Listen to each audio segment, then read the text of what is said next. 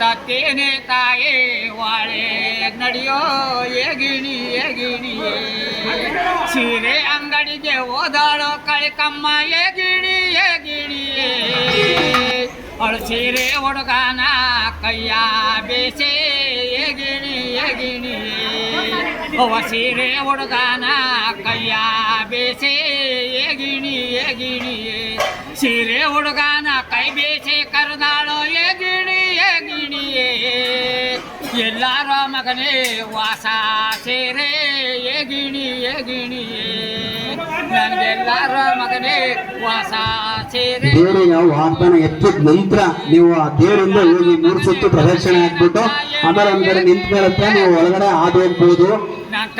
ಸ್ವಲ್ಪ ಸಮಾಧಾನ ಇರ್ಬೇಕು. ಕರ್ಕೊಂಡು ಹೋಗ್ಬಿಡಪ್ಪ ಬಸವಣ್ಣ.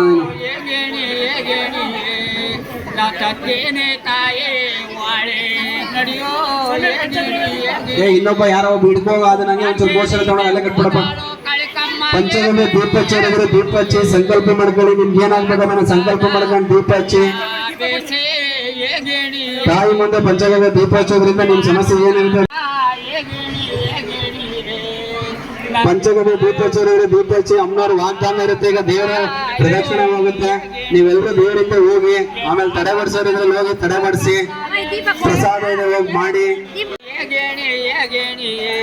ಕಲ್ಲೋ ಗುಡಿಯೋಳೆ ಬೆಲ್ಲೋ ಚಪ್ಪರದೋಳೆ ಏಗಿಣಿ ಏಗಿಣಿಯೇ ರೋಡಿಗೆದರಾಗೆ ಈರಾ ಓಳೆ